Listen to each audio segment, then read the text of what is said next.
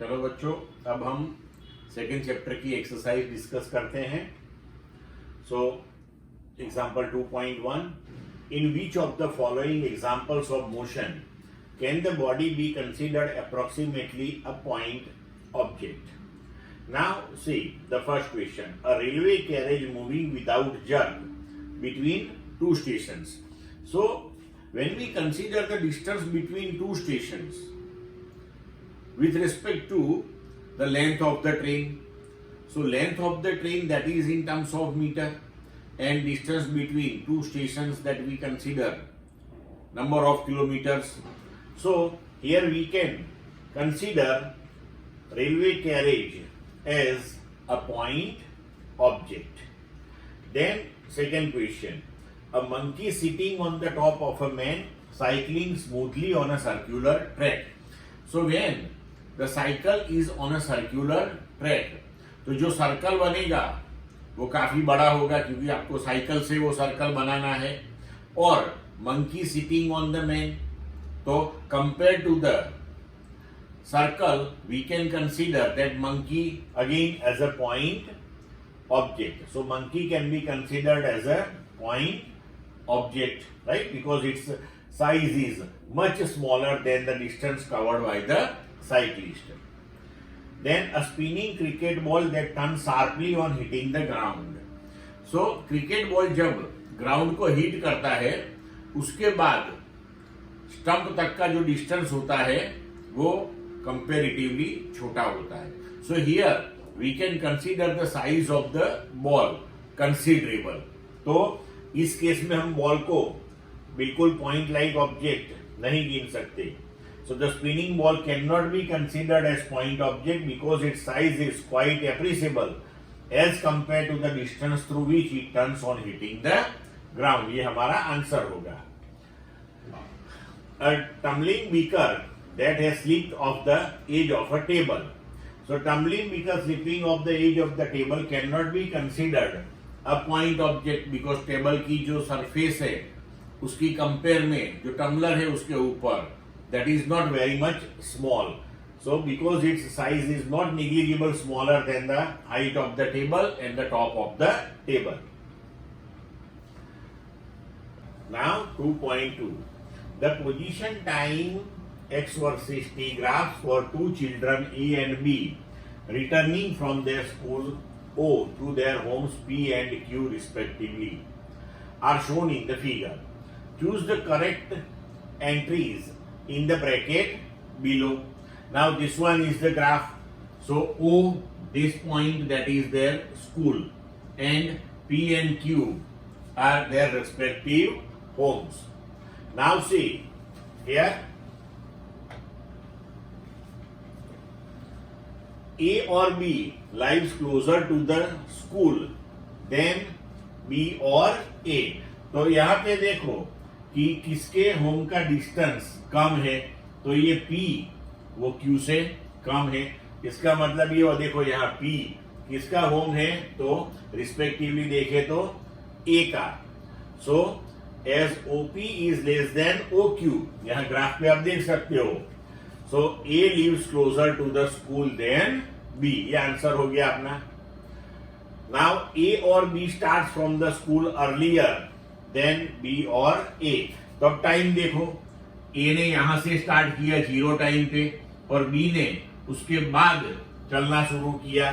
So here when x equal to 0, t equal to 0 for A, while t has some finite value for B, B ने यहां से शुरू किया। So start moving. So A starts from the school earlier than B. ये answer हो गया अपना। Now A और B walk faster than B और A. तो देखो दोनों सेम टाइम पे अपने घर पे पहुंचे। A ने पहले स्टार्ट किया था, B ने बाद में स्टार्ट किया था, फिर भी सेम टाइम पे अपने घर पे पहुंच गए, मतलब कि B is moving faster. So here we can write speed, that is slope of x versus t graph. Slope of x versus t graph for B, that is greater than the slope for graph x versus t for A. तो वो हम यहाँ से angle से भी decide कर सकते हैं। तो इसका एंगल और इसका एंगल, तो बी के लिए जो एंगल है with respect to X axis वो ए से ज्यादा है तो उसकी स्लोप ज्यादा होगी। So simple thing, A and B reaches home at the same और डिफरेंट टाइम। सो यहां पे हम देख सकते हैं कि both reaches at the home at the same time. So corresponding to the position P and Q, time t is same on the time axis. Therefore, A and B reach home at the same time. Now, A or B overtakes B or A on the road once or twice. So यहाँ पे देखो ये दो graph intersect करते हैं, मतलब कि B A को ओवरटेक करके उससे आगे निकलता है। तो ग्राफ एक ही बार यहाँ पे इंटरसेक्ट कर रहा है। So we can write xt graph for A and B intersect each other only once. Since B starts from the school afterwards, so B overtakes A on the road once. Clear? Now 2.3. A woman starts from her home at 9 a.m. walks with a speed 5 km per hour on a straight road up to her office, 2.5 km away. Stay at the office up to 5 p.m. 5 बजे तक वो office में रहती है। And return home by an auto with speed 25 km per hour. Choose suitable scales and plot x versus t graph for her motion. तो हमें ये जो पूरी सिचुएशन है वो 3 पार्ट में डिवाइड करनी है। पहले वो घर से ऑफिस गई, वो पहला पार्ट हो गया। फिर ऑफिस में वो बैठी रही शाम के 5 बजे तक, वो दूसरा पार्ट हुआ। और उसके बाद वो ऑफिस से घर आई ऑटो में, वो तीसरा पार्ट हुआ। तो अब देखते हैं one by one, right. Now see here कि walk with a speed 5 km per hour on the straight road and office that is 2.5 km away. So time that is distance upon speed. तो distance है 2.5 kilometre और वो चल रही है 5 kilometre per hour की speed से, मतलब कि हाफ एन आवर में, मतलब कि 30 मिनट में वो घर से ऑफिस पहुंच गई। So the time eight which she reaches office, तो 9 बजे स्टार्ट किया था, आधे घंटे के बाद वो पहुंची, तो 9:30 को वो ऑफिस पे पहुंच गई। तो देखो अब ये पोर्शन, तो इसमें ये जो ग्राफ होगा पहला पार्ट वो यहां तक होगा, यहां तक इतना पोर्शन, ये स्ट्रेट लाइन, राइट। 9 बजे उसने स्टार्ट किया और 2.5 किलोमीटर दूर ऑफिस पे वो 9:30 पे पहुंच गई। क्लियर? तो ये हो गई पहली सिचुएशन। आई बात समझ में? अब देखते हैं सेकेंड सिचुएशन। अब 9:30 to 5 PM वो ऑफिस में ही बैठी रही 5 बजे तक। तो अब जो ग्राफ आएगा वो ये पोर्शन आएगा, ये स्ट्रेट लाइन बीच वाला, यहां से लेके यहां तक का। तो ऑफिस में पहुंची 9:30 को, फिर 5 बजे तक उसकी पोजीशन वही रही ऑफिस वाली। तो 5 बजे तक ये ग्राफ अपना बनाएंगे तो straight line parallel to time axis आएगा। ठीक है। नाउ वहां से वो वापस आएगी। तो अब तीसरी situation, so from the return journey office to home, तो अब वो रिक्शा में, ऑटो रिक्शा में वापस आई। उसकी स्पीड थी 25 किलोमीटर पर आवर और उसको कवर करना था distance office to home that is 2.5 kilometre. तो कितना टाइम लगेगा? तो distance upon speed 2.5 kilometre upon 25 kilometre पर आवर, सो 1/10 आवर। 1 आवर की 60 मिनट होती है, तो 1/10 आवर मीन्स 6 मिनट हो गई। तो 5 बजे शुरू किया था, 6 मिनट में घर पहुंच गई। इसका मतलब ये हुआ कि 5:06 पे वो घर पे पहुंच गई। तो 5 बजे उसने ऑफिस से स्टार्ट किया, 5:06 पे वो पहुंच गई। मतलब कि हम ग्राफ में दिखाए तो ये वाला जो पोर्शन है यहां से लेके यहां तक वो थर्ड पार्ट ऑफ पोर्शन दिखाता है। मतलब कि अगर हम ये पूरा प्लॉटिंग देखें तो फाइनली ये हो गया ये वाला ग्राफ कि घर से निकल के वो ऑफिस गई, ऑफिस में वो बैठी रही, फिर ऑफिस से निकल के वापस घर आ गई। तो ये हो गया उसका ग्राफ। ठीक है बच्चों, क्लियर?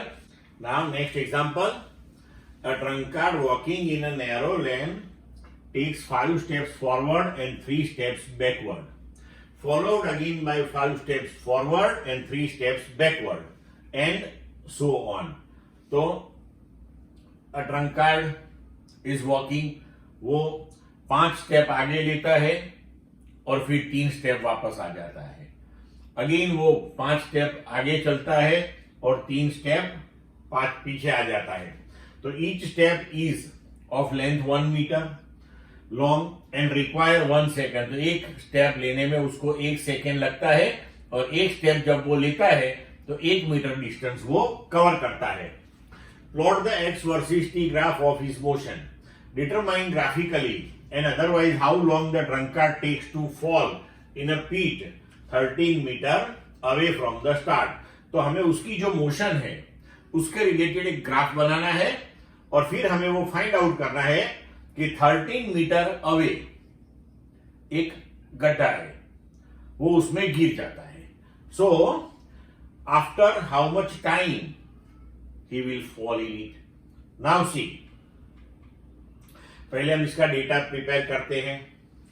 तो देखो, टाइम लेते हैं 0, तो पोजीशन 0। अभी वो 5 स्टेप आगे लेगा, तो 5 स्टेप आगे लिया, 5 मीटर हो गया। एक स्टेप के लिए 1 सेकंड, तो 5 सेकंड हो गया। ठीक है, अभी 5 सेकंड और 5 मीटर।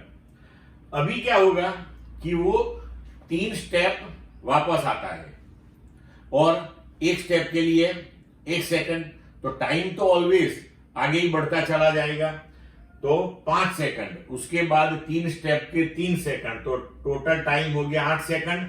अब वो 5 मीटर से 3 मीटर वापस आ गया, तो उसकी पोजीशन हो गई 2 मीटर।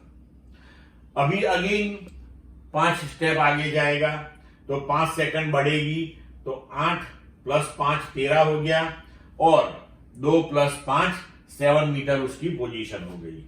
अब वहां से 3 स्टेप वापस आएगा, तो 7 से 3 मीटर वापस आया, तो 4 मीटर पे उसकी पोजीशन आई और 3 सेकंड अगर आगे बढ़ गए तो 13 to 16।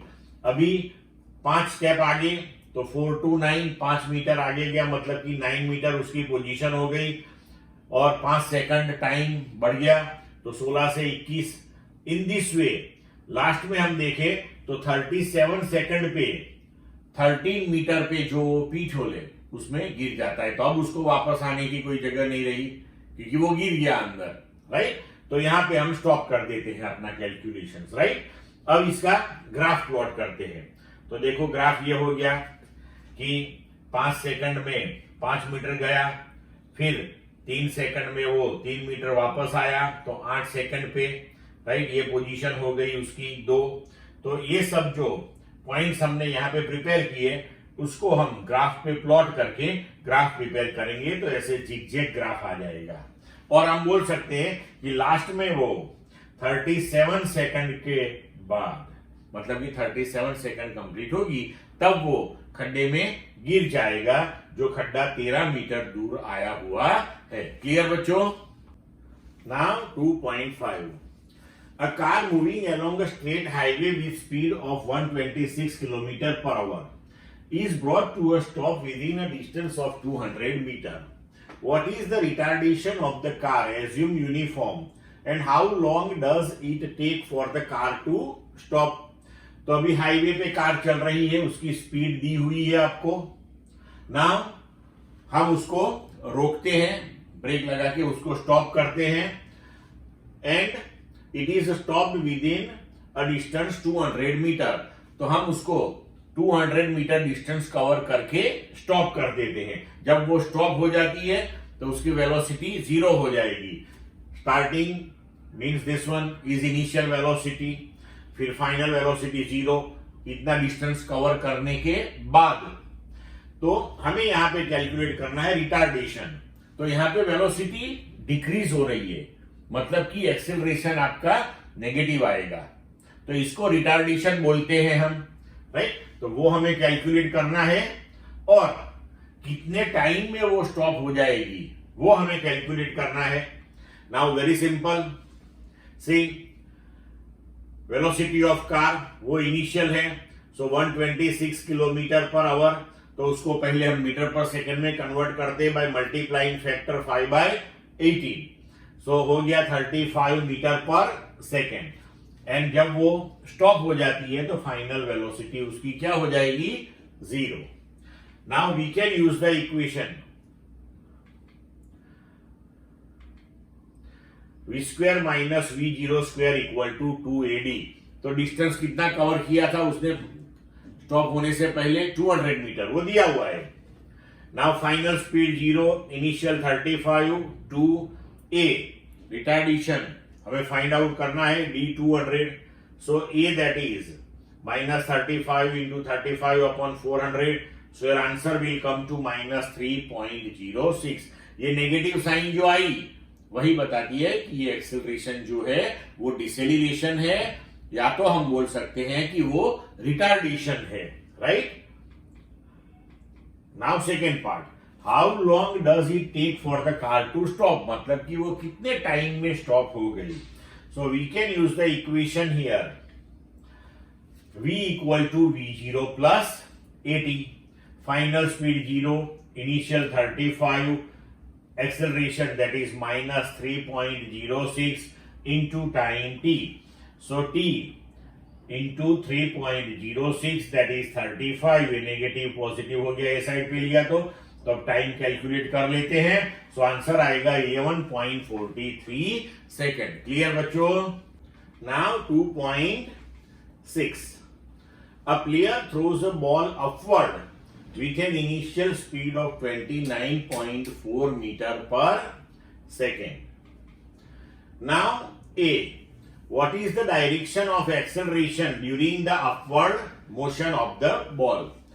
तो नॉर्मली हम लोग क्या करते हैं कि जो अपवर्ड डायरेक्शन है उसको पॉजिटिव वाई लेते हैं, जो डाउनवर्ड है उसको नेगेटिव वाई लेते हैं।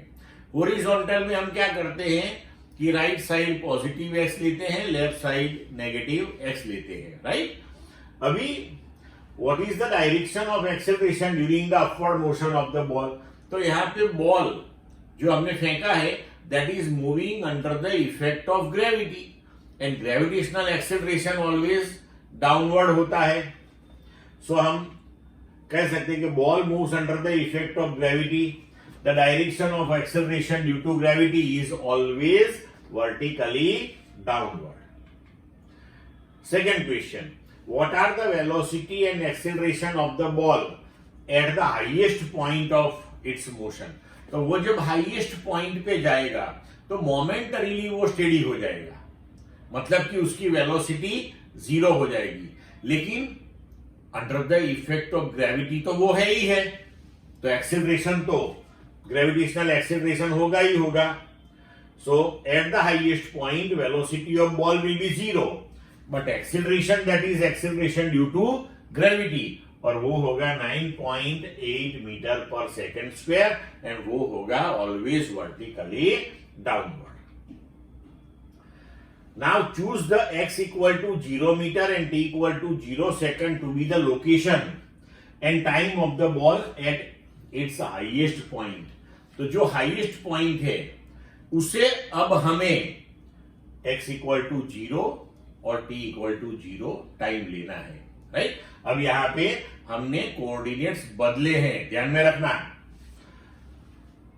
Vertically downward direction to be the positive direction of X axis.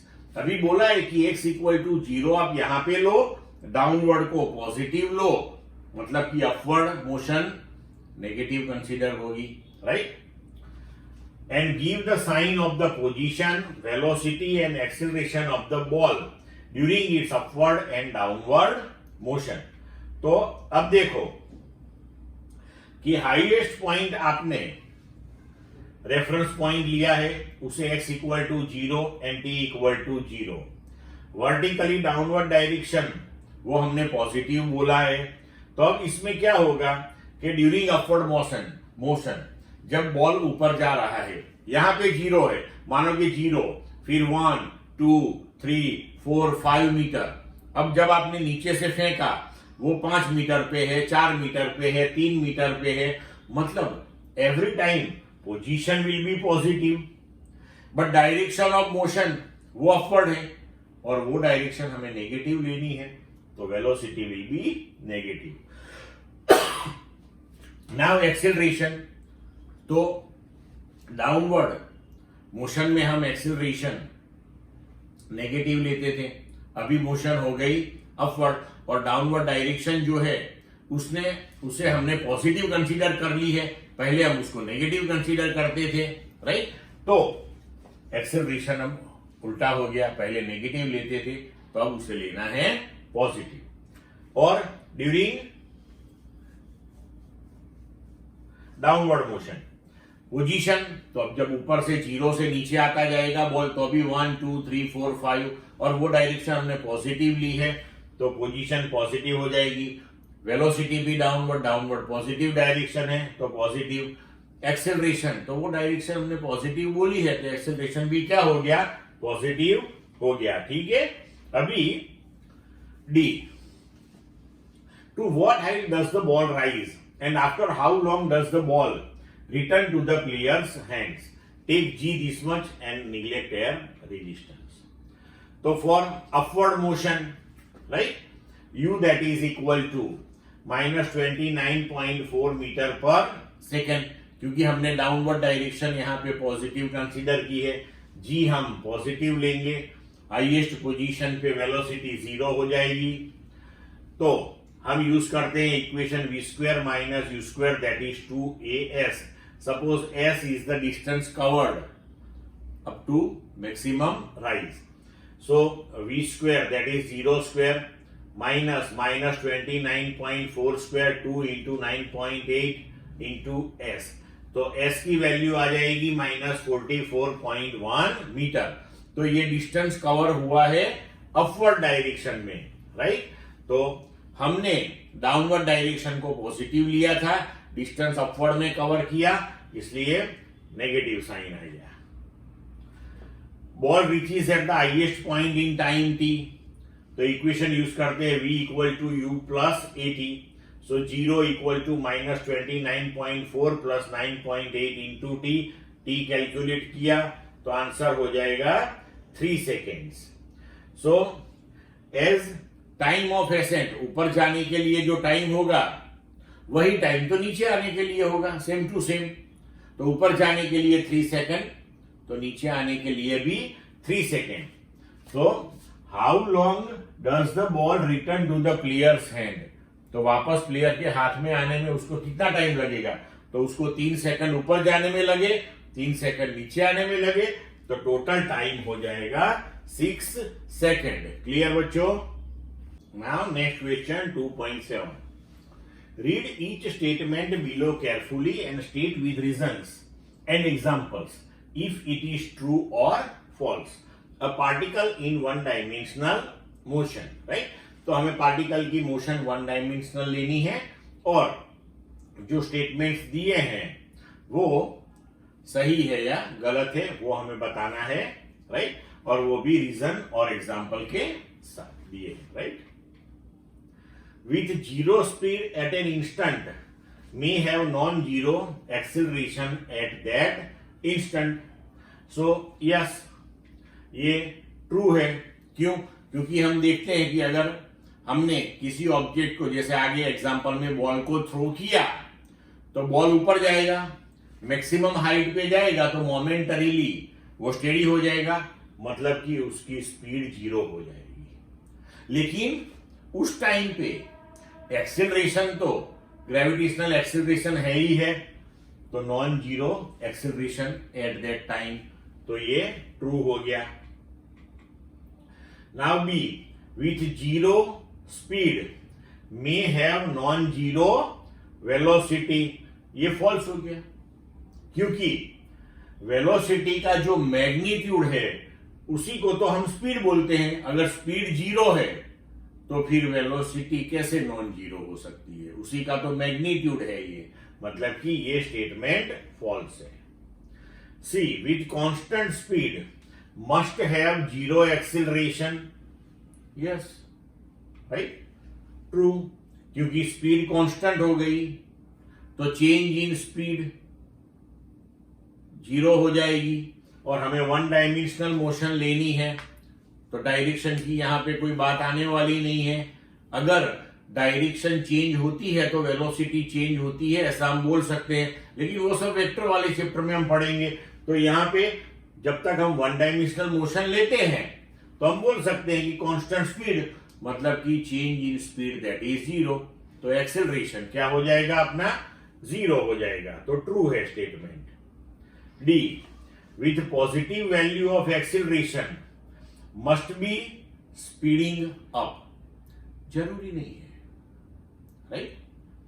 अब देखो, पॉजिटिव वैल्यू ऑफ एक्सेलरेशन, मानो कि नेगेटिव डायरेक्शन हम कंसीडर कर ले, ठीक है? तो वेलोसिटी जो है वो नेगेटिव डायरेक्शन में हम नेगेटिव लेंगे। इनिशियल वेलोसिटी मानो कि ज्यादा है और फिर उसकी वेलोसिटी धीरे धीरे धीरे धीरे डिक्रीज हो रही है। तो इनिशियल वेलोसिटी मानो कि एज पर एग्जांपल हमने -10 ले लिया, फिर उसकी वेलोसिटी डिक्रीज होते होते -5 हो गई। तो अब हम फाइनल माइनस इनिशियल करेंगे तो -5 माइनस -10 तो वो प्लस हो गया, तो -5 + 10 तो उसका आंसर आएगा +5। तो चेंज इन वेलोसिटी प्लस आ गया, तो अब एक्सीलरेशन का आंसर प्लस आएगा। तो यहां पे देखो, एक्सीलरेशन पॉजिटिव आया लेकिन वो स्पीडिंग अप नहीं है, उसकी स्पीड डिक्रीज हो रही थी। तो नेगेटिव डायरेक्शन में अगर मोशन है तो ये जरूरी नहीं है कि स्पीडिंग अप ही होगा, राइट? स्पीड डिक्रीज होगी तब भी एक्सेलरेशन पॉजिटिव मिलेगा, मतलब कि ये फॉल्स है।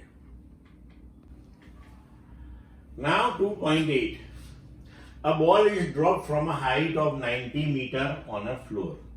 At each collision with the floor, the ball loses 1/10 of its speed.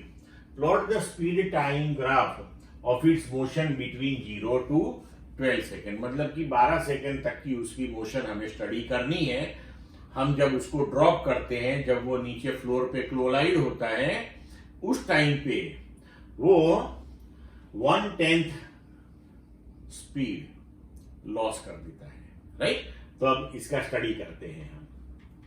देखो, अब उसको हमने 90 मीटर से रिलीज कर दिया, तो जब वो फ्लोर को हिट करेगा तो उसने कितना डिस्टेंस कवर किया होगा? Obviously 90 metre. तो ये 90 मीटर डिस्टेंस कवर करने में उसको कितना टाइम लगता है, पहले ये देखते हैं। So we can use x = v0t + ½ gt²। v0 हमने ड्रॉप किया है तो इनिशियल वेलोसिटी 0, डिस्टेंस हो गया 90, 0 + ½ g दैट इज 9.8 × t²। तो अब यहां पे t कैलकुलेट कर लो, आंसर आएगा 4.3 सेकेंड, राइट? अब जब वो फ्लोर को हिट करेगा उस टाइम पे उसकी वेलोसिटी क्या है, right? So we can use v at time t, this time पे। So v at 0 time plus gt। तो 4.3 सेकेंड के बाद उसकी वेलोसिटी गिन रहे हैं हम। इनिशियल वेलोसिटी 0 थी, g 9.8, राइट? एंड टाइम 30/7, तो ये हो जाएगा 42 मीटर पर सेकेंड। अब उसने ग्राउंड को हिट किया, उस टाइम पे उसकी वेलोसिटी है 42 मीटर पर सेकेंड। अब इसकी 1/10 वो लॉस कर देगा, राइट? तो उसकी velocity t = 0 to t = 4.3 second, इस इक्वेशन के हिसाब से देखो तो डायरेक्टली प्रोपोर्शनल टू टाइम है। तो ये जो टाइम इंटरवल है 0 to 4.3 सेकेंड, उसका ग्राफ जो है वो स्ट्रेट लाइन आएगा, राइट? अब देखो, in this duration speed increases linearly with time t from 0 to 42 metre पर second and during the downward motion of the ball, and this speed time variation that is shown here by this particular graph O to A, यहां से ये वाला graph downward motion, right. तो उसकी speed हो गई finally जब वो ग्राउंड पे हिट करता है तो 42 और तब तक टाइम लैप्स हो गया 4.3 सेकेंड। अब उसी टाइम पे वो उसकी 1/10 वेलोसिटी लॉस करता है, राइट। तो अब first collision with the floor, speed lost by ball that is 1/10 of 42, मतलब कि 4.2 मीटर पर सेकेंड। तो 42 थी, 4.2 लॉस हो गई, तो अब वो रिबाउंड कितनी स्पीड से होगा, राइट। तो thus the ball rebound with a speed 42 minus 4.2, so 37.8। अब 37.8 दैट इज इनिशियल वेलोसिटी और वो अब ऊपर जाएगा, right. So for the further upward motion, the speed at any instant t, that is v at t, that is v0 minus dt 37.8 वो initial है, minus 9.8 into t। Now जब वो upward में मैक्सिमम हाइट पे जाएगा तो final velocity आपकी v eight t वो 0 हो जाएगी। सो time taken that is 37.8 by 9.8 that is 3.9 second, मतलब कि अब वो 3.9 सेकंड में ऊपर जाएगा। हम जानते हैं कि जितना टाइम ऊपर जाने में लगेगा उतना ही टाइम नीचे आने में भी लगेगा, राइट, सेम वन। तो अब देखो, thus the ball reaches the highest point again after time। पहले 4.3 तो ऑलरेडी पास हो चुका था और अब 3.9 में वो फिर से हाईएस्ट पॉइंट पे गया, तो टोटल टाइम लैप्स हो गया 8.2 second from the start. So straight line BC, अब देखो ये जो A to B है वो उसने जो 4.2 मीटर लॉस कर दिया, उसके बाद में उसकी वेलोसिटी आई 37.8, तो हमने ये पॉइंट ले लिया बी वाला कॉरेस्पॉन्डिंग टू 37.8, राइट। फिर वो धीरे धीरे ऊपर जा रहा है तो उसकी वेलोसिटी अब देखो यहां पे, तो ये डिक्रीज डिक्रीज डिक्रीज हो रही है और जब मैक्सिमम हाइट पे पहुंचता है तो ये पॉइंट सी हमने लिया कॉरेस्पॉन्डिंग टू दैट, तो वहां पे उसकी वेलोसिटी देखो 0 हो गई और ये जो टाइम हुआ अपना वो कितना हुआ 8.2 सेकंड, राइट। तो अब ऊपर से नीचे आने में भी सेम टाइम लगेगा उसको, तो यहां से ये डी पॉइंट तक, राइट, तो यहां तक जाने में भी उसको सेम टाइम लगेगा। तो अब देखो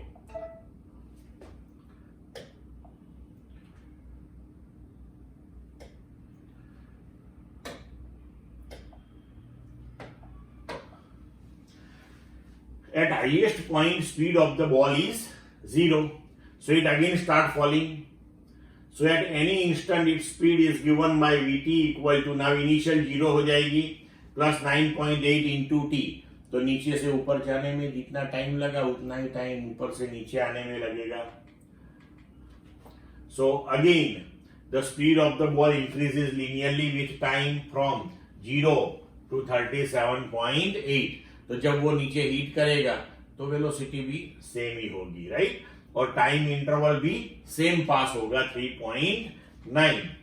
तो अब देखो टोटल टाइम कितना हो गया, पहले 4.3 फिर 3.9 फिर 3.9, तो 12.1। हमें तो 12 सेकंड तक उसकी मोशन डिस्कस करनी थी, तो आगे हम डिस्कस नहीं करेंगे, राइट, वो तो ऊपर नीचे होता जाएगा।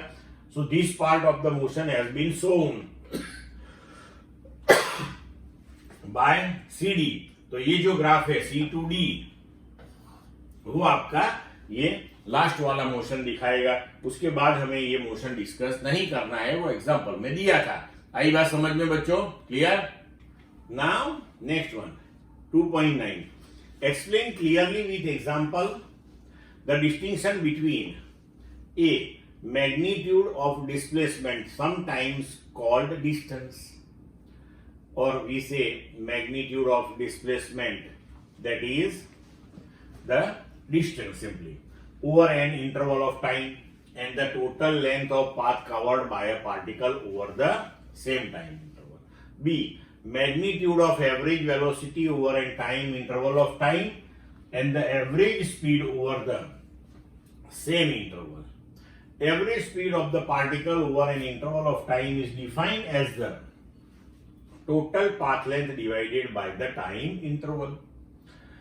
So in both A and B, that the second quantity is either greater than or equal to the first.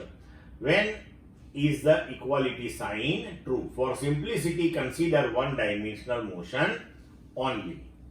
तो अब देखो कि suppose a body moves from point A and to point B along a straight line path and then return back to the point A along the same path. मतलब कि A से B गया और B से वापस A आ गया.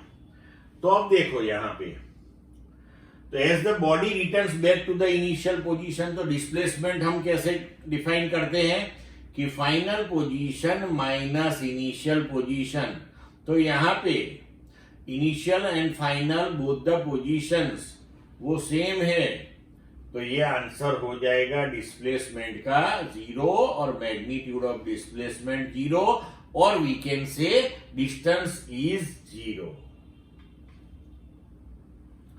Now, total distance covered, total length of the path covered.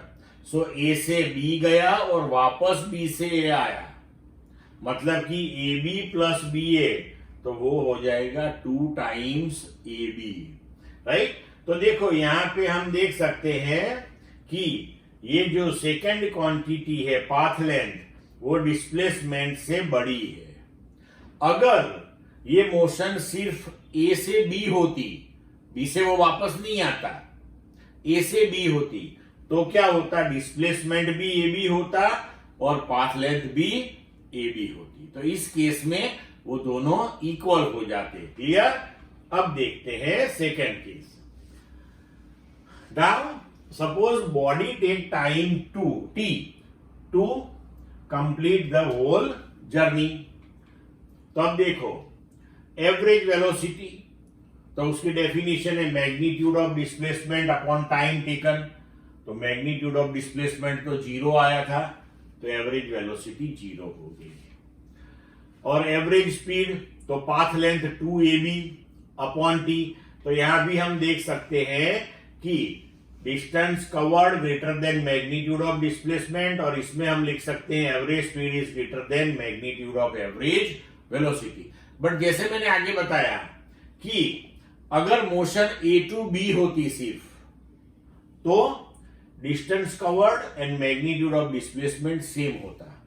अगर distance covered and magnitude of displacement same होता, तो average speed and magnitude of average velocity वो भी सेम होता, क्योंकि यहां भी AB अपॉन T आता और यहां भी AB अपॉन T आता. तो क्लियर बच्चों. Now, example 2.10.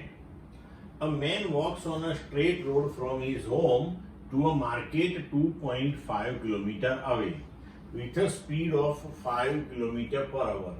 Finding the market closed, he instantly turns and walks back home with a speed of 7.5 km per hour. What is, question A, magnitude of average velocity, and B, average speed of the man over the interval of time 0 to 30, 0 to 50 and 0 to 40 minutes. Now say, here first we think about magnitude of average velocity.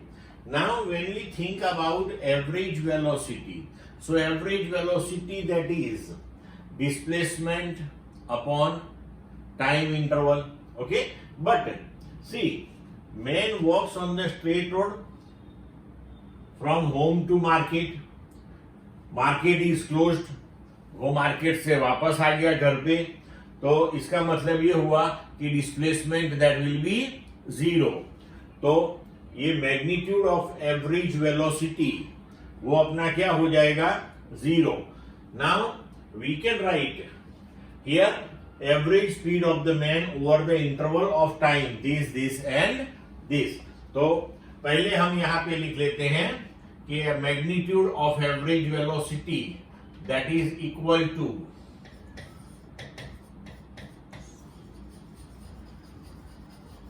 displacement upon time, so that is 0 meter per second.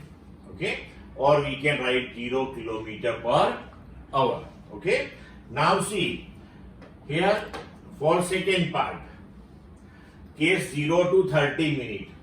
now देखो distance covered in 30 minute कितना होगा, so speed is 5 kilometer per hour दिया हुआ है आपको। Now 30 minute that is half an hour, so 30 by 60 hour, so that is 2.5 kilometer. अभी 2.5 kilometer that is the distance covered in first 30 minute। तो market का distance भी 2.5 kilometre ही है। इसका मतलब है कि फर्स्ट 30 मिनट में वो घर से मार्केट तक पहुंच गया। ओके, तो डिस्प्लेसमेंट कितना हुआ 2.5 किलोमीटर घर से मार्केट तक का हुआ। Now average velocity, so that is displacement upon time. तो डिस्प्लेसमेंट कितना हुआ 2.5 kilometre time 30 by 60 hour, so that is 5 kilometre पर आवर। एवरेज स्पीड, तो डिस्टेंस अपॉन टाइम, तो डिस्टेंस भी क्या हुआ same one 2.5 kilometre upon 30 by 60 5 kilometre पर hour. Then after second case 0 to 50 minute. तो हमने आगे देखा कि 0 to 30 मिनट में वो घर से मार्केट पहुंचा, मार्केट बंद था, तो अब वापस आएगा। मतलब कि 0 to 30 मिनट तो हमें मालूम है। अब 30 to 50 वाला जो 20 मिनट वाला जो पार्ट है उसमें क्या हुआ, so displacement covered in first 30 minute going to market वो हमने कैलकुलेट कर लिया, that is 2.5 kilometre. Now displacement cover in the next 20 minute going to back. अब जब मार्केट से वो घर बैक आया तब उसकी स्पीड हमें अलग दी हुई है 7.5 kilometre per hour, multiply by 20 by 60, तो अगेन डिस्टेंस कवर्ड हो गया 2.5। मतलब कि 30 मिनट में वो घर से मार्केट गया और 20 मिनट में वो मार्केट से घर वापस आ गया। तो नेट डिस्प्लेसमेंट कितना हो गया, तो 0 2.5 minus 2.5 because initial and final position same आ गई। तो अब टोटल डिस्टेंस देखे तो 2.5 गया 2.5 वापस आया, तो टोटल डिस्टेंस कवर्ड हो गया 5 kilometre. Now average velocity in this case, तो net displacement 0, time taken 50 by 60, लेकिन वो 0 ही हो जाएगा। एवरेज स्पीड, तो total distance upon total time, तो 5 kilometre total distance, total time 50 by 60 hour, that is 6 kilometre पर hour. Okay, then 0 to 40 minute, again हमें मालूम है 0 to 30 में वो गया, मतलब कि 2.5 किलोमीटर उसने कवर किया। अब 30 to 40 वाला पार्ट, तो 30 मिनट के बाद जब मार्केट पहुंचा, मार्केट बंद था, वो वापस घर को लौटा, तो नेक्स्ट 10 मिनट में उसने क्या किया वो हमें अब देखना है। तो displacement covered in first 30 minute going to market वो कैलकुलेट किया हुआ है 2.5। Now displacement covered in next 10 minute in coming back to home, तो जब वो वापस आता है तो स्पीड 7.5 थी। अब हमें 10 मिनट में उसने कितना डिस्टेंस कवर किया वो कैलकुलेट करना है। तो 10 by 60 hour, that is 1.25 kilometre, that is 1.25 kilometer. Okay, now net displacement 2.5 minus 1.25, that is 1.25 kilometer. Now for this portion total distance travel 2.5 गया, 1.25 वापस आया, so that is 3.75 kilometre. So average velocity that is net displacement upon time 1.25 kilometre upon 40 by 60. तो answer हो गया 1.875 kilometre पर hour. Average speed, so total distance upon time 3.75, that is total distance covered upon time 40 by 60 hour, so that is 5.625 kilometer per hour. Clear बच्चों? Now 2.11. In exercise 2.9 and 2.10, we have carefully distinguished between average speed and magnitude of average velocity. No such distinction is necessary when we consider instantaneous speed and magnitude of velocity. The instantaneous speed is always equal to the magnitude of instantaneous velocity y. See here, जब हम instantaneous speed calculate करते हैं और we say magnitude of instantaneous velocity, तो at that time हम क्या करते हैं कि we consider time interval limit delta t tends to 0. मतलब कि देखो इंस्टेंटेनियस स्पीड हम लिखे तो v that is limit delta t tends to 0 delta x by delta t distance covered. Instantaneous velocity vector v limit delta t tends to 0 displacement upon time interval. But जब हम infinitesimal small time interval लेते हैं और ये calculation carry out करते हैं तो उस टाइम पे delta x displacement and distance covered almost same होता है, right? So for an arbitrary small time interval delta t the magnitude of displacement that is always equal to distance covered और path length. तो अगर वो दोनों same हो जाएंगे तो instantaneous speed that will be equal to magnitude of instantaneous velocity. Clear? Now 2.12. Look at the graphs A to D figure carefully and state with reasons which of these cannot possibly represent one-dimensional motion of particle. Okay? Now ये graph दिए हुए हैं. First graph that is position versus time. Second one that is V versus T. Third one that is speed versus T. And then fourth one that is total path length versus t. तो अब देखो क्या होता है यहां पे. First graph, तो अगर फर्स्ट ग्राफ में हम आर्बिटरीली हमारी इच्छा अनुसार कोई टाइम पसंद कर लेते हैं हम यहां पे. अब वो टाइम से हम x के पैरेलल एक लाइन प्रिपेयर करते हैं. तो वो जो हमारा ग्राफ है उसको 2 पॉइंट पे सबट्रैक्ट करेगी. तो ये देखो ये 2 पॉइंट यहां पे हमने दिखाए हैं, ये वाला और ये वाला. Now corresponding to this 2 point here we will get 2 positions on the graph. तो इसका मतलब ये हुआ कि ये टाइम पे पर्टिकुलर पार्टिकल 2 जगह पे मौजूद है. ये तो पॉसिबल ही नहीं है. इट इज नेवर पॉसिबल कि किसी भी एक टाइम पे कोई भी पार्टिकल 2 पोजीशन पजेस करे. मतलब कि ये ग्राफ प्रॉपर नहीं है. Now see if we draw a line parallel to the position axis it intersect xt graph at 2 points. This means that a particle occupies 2 different positions at the same time, which is never possible. Clear? Now second one, that is of v versus t. यहां भी देखो आप कोई भी आप arbitrary time ले लो और हम ग्राफ यहां पे वेलोसिटी के पैरेलल एक लाइन बनाए तो ग्राफ के ऊपर हमें 2 इंटरसेक्शन मिलेंगे. एक ये कोई है. तो इसका मतलब ये हुआ कि हमें eight the same time positive and negative both velocity मिलेगी. तो ये तो पॉसिबल ही नहीं है. So if we draw a line parallel to the velocity axis, it means that it meets the circle in 2 points. This means the particle has two velocities, positive and negative. ये से देखो positive side है, ये negative side है.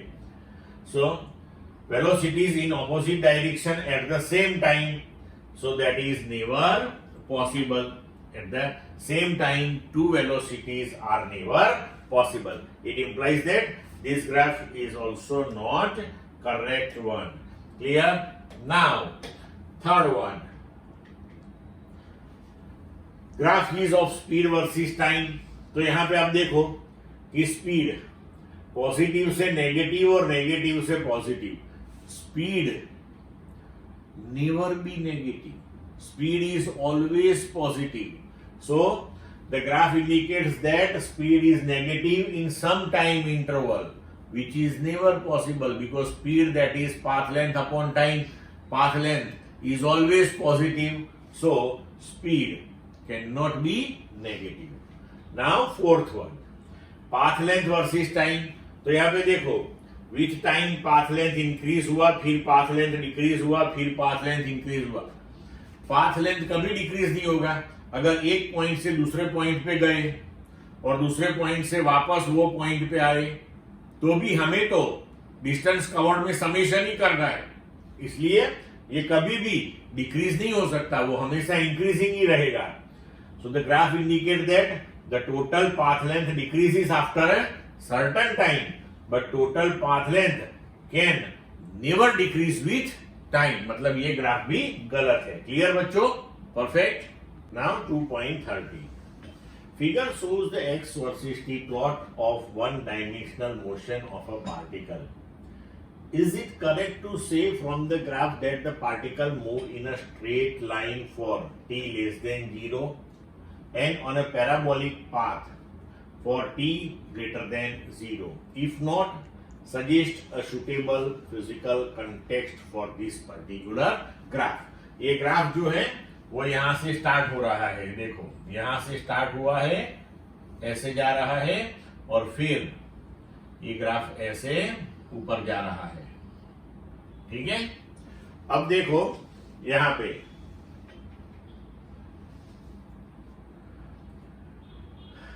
It is wrong to से the particle moves in a straight line for t less than 0.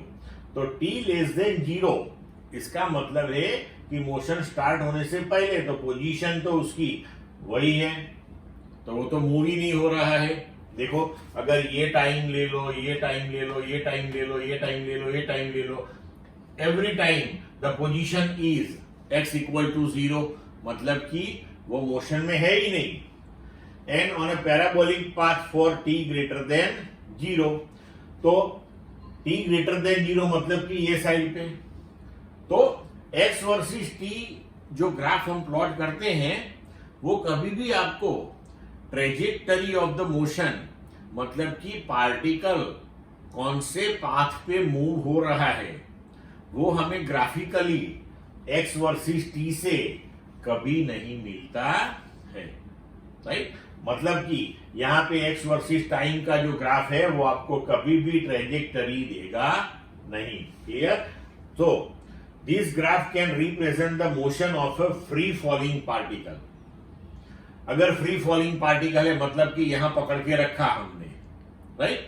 तो t less than 0 मतलब negative time कभी नहीं होता, लेकिन जब आपने मोशन शुरू करवाई उससे पहले का टाइम उसको ऐसे रिप्रेजेंट कर सकते हैं.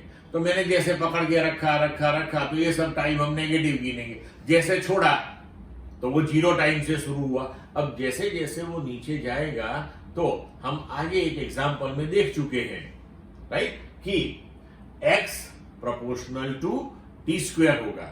मतलब कि ये अपना ग्राफ जो है वो पैराबोलिक होगा. तो this graph can represent the motion of a freely falling particle dropped from a tower when we take its initial position, that is x equal to 0 and t equal to 0. Clear बच्चों? Next 2.14. A police van moving on a highway with a speed of 30 km per hour fires a bullet at a thief's car speeding away in the same direction with the speed of 192 km per hour. If the muzzle speed of the bullet is 150 meter per second, with what speed does the bullet hit the thief's car? तो अब देखो कि speed of police one, that is 30 km per hour, so that is 25 by 3 meter per second. And speed of bullet, जब हम bullet को fire करते हैं तो उस टाइम पे जो स्पीड है बुलेट की वो दी हुई है 150 मीटर पर सेकेंड. तो राइफल जो है वो 1 में है, मतलब कि जब आपने बुलेट फायर नहीं की है तब भी बुलेट की स्पीड ये तो है ही है, और जब फायर करते हैं तो ये स्पीड आती है. मतलब क्या हुआ कि bullet is fired from the police van, so speed of the police van is shared by the bullet, वो उसको मिलेगी.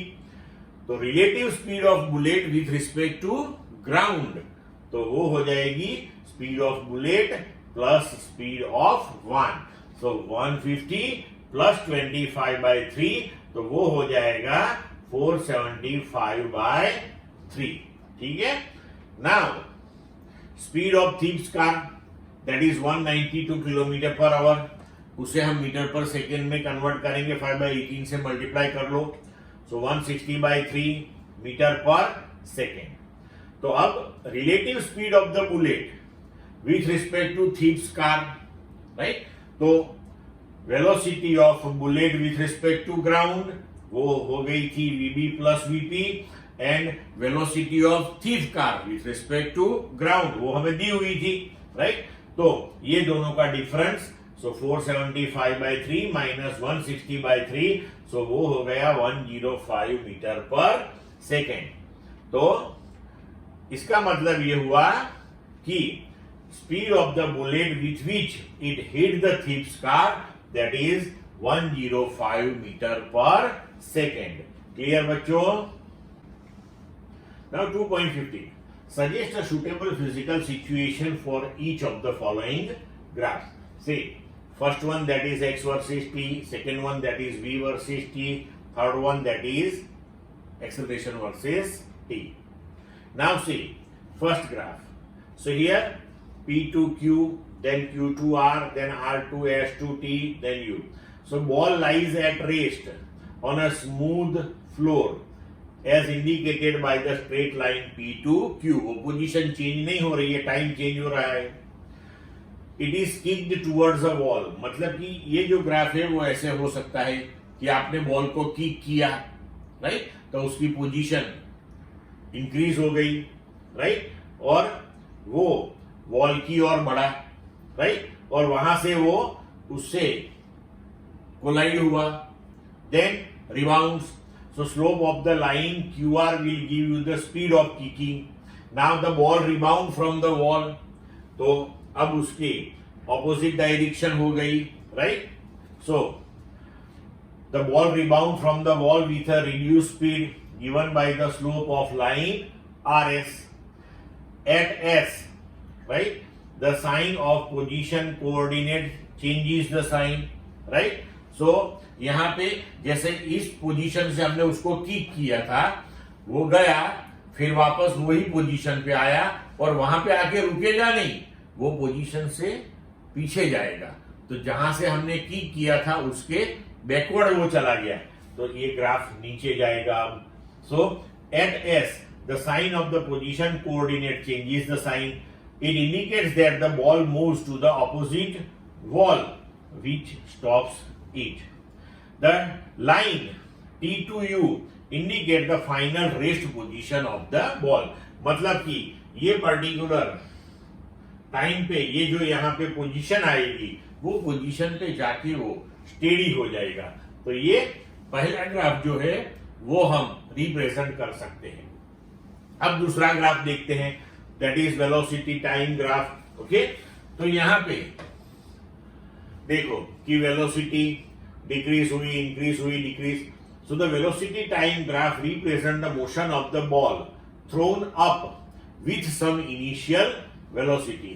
It hit the ground and get rebound with the reduce speed. it goes on hitting the ground, and after each hit its speed decreases until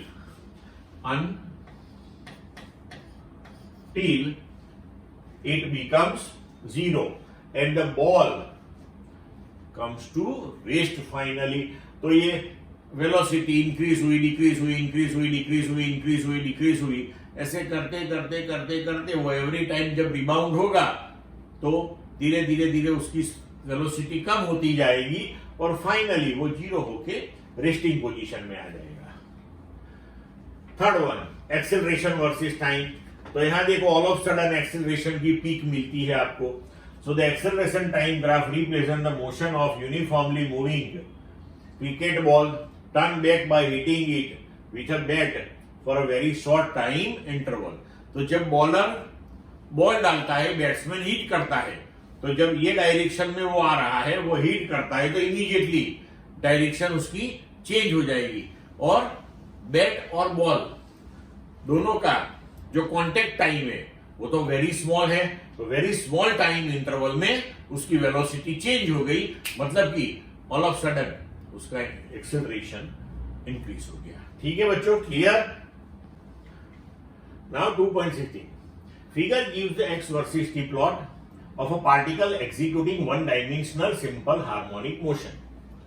You will learn about this motion in more detail in chapter number 14. तो वो उसका जो एक equation है वो यहाँ directly हम use करेंगे, वो आप याद रखना, उसका डेरिवेशन और वो सब हम चैप्टर 14 में डिस्कस करेंगे। Give the signs of position, velocity and acceleration variables of the particle at t equal to 0.3 second, 1.2 second and -1.2 second. तो अब देखो ये अपना ग्राफ है, ठीक है। तो पहले हमें टाइम लेना है 0.3 सेकेंड। तो 0.3 सेकेंड अप्रोक्सीमेटली हम यहां पे कहीं रख सकते हैं। ये अपना 0.3 सेकेंड वाला पॉइंट हो गया। तब 0.3 सेकेंड पे आप देखो तो उसके कॉरस्पॉन्डिंग हमें पोजीशन ये वाली मिलेगी, ठीक है। तो पोजीशन आपकी क्या हो गई? पोजीशन हो गई नेगेटिव। अब ये पॉइंट पे आप टेंजेंट ड्रॉ करो, उसका स्लोप फाइंड आउट करो। तो लाइन इज गोइंग डाउनवर्ड, तो स्लोप आ जाएगा नेगेटिव, तो वेलोसिटी हो गई नेगेटिव। अब सिंपल हार्मोनिक मोशन जो होती है उसके लिए एक्सेलरेशन का इक्वेशन है a equal to minus omega square x.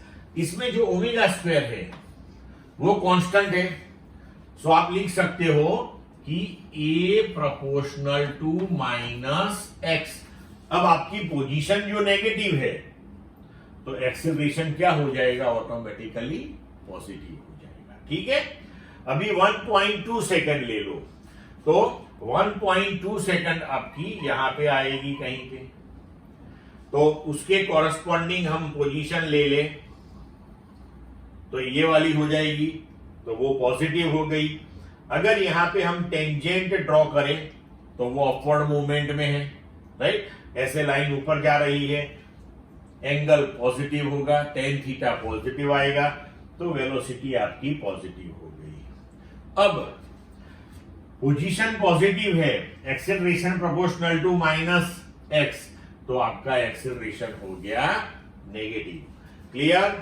अब -1.2 सेकेंड, तो ये साइड पे देखो अभी ये वाला पॉइंट, तो यहां से कॉरस्पॉन्डिंग हम पोजीशन ले लें तो वो यहां नीचे हमें नेगेटिव मिलेगी, और यहां पे हम ग्राफ प्लॉट करें तो वो ग्राफ देखो वो भी ऐसे line that is upward, okay.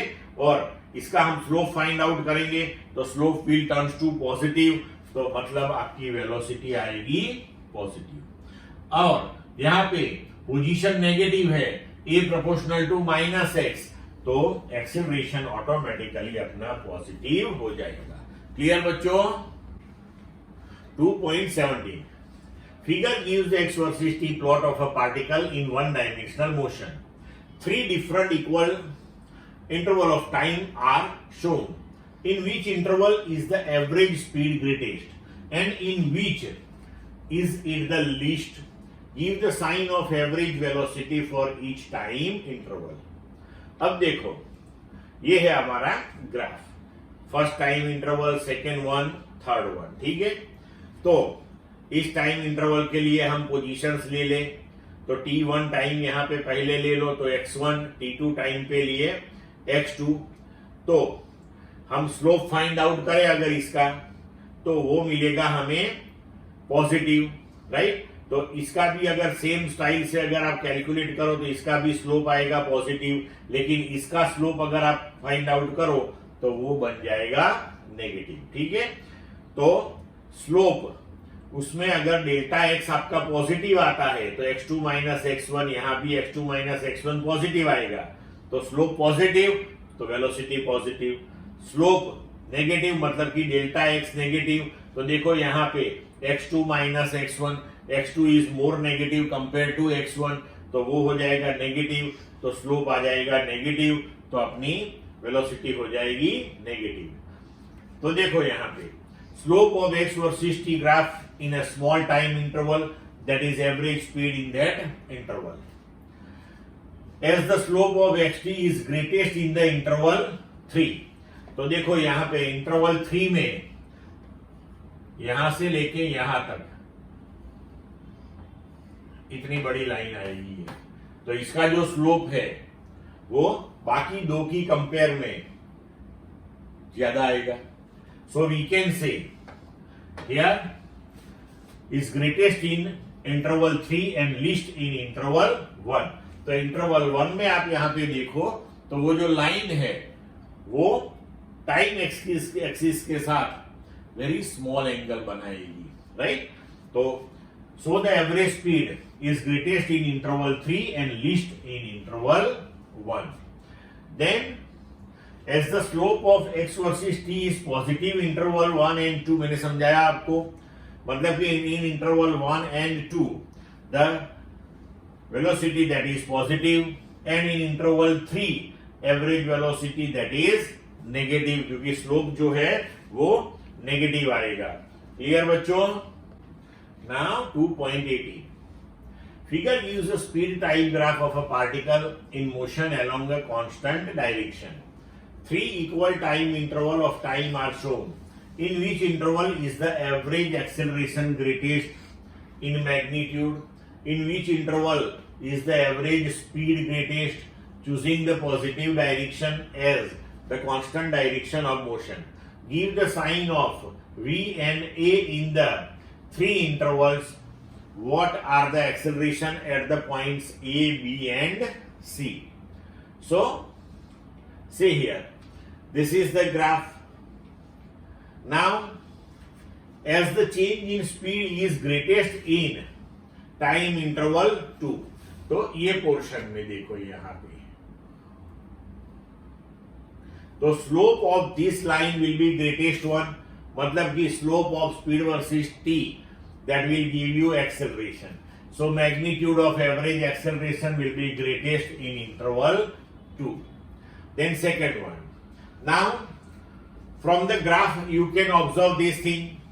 ये थर्ड टाइम इंटरवल जो है उसके कॉरस्पॉन्डिंग जो स्पीड है उसकी वैल्यू मैक्सिमम है, तो from the graph average speed is greatest in interval 3.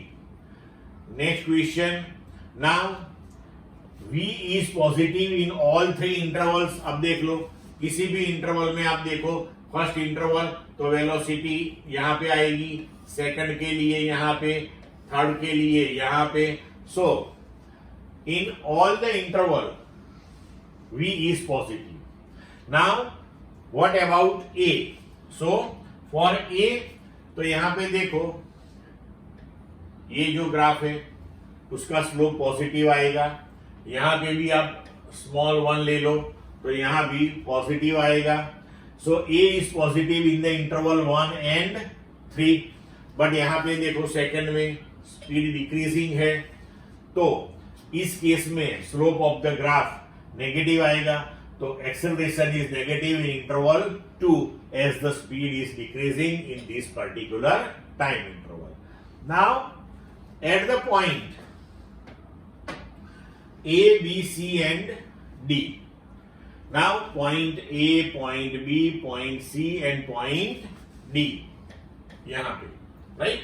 तो ये हर जगह पे अगर आप ग्राफ को टेंजेंट ड्रॉ करोगे, राइट?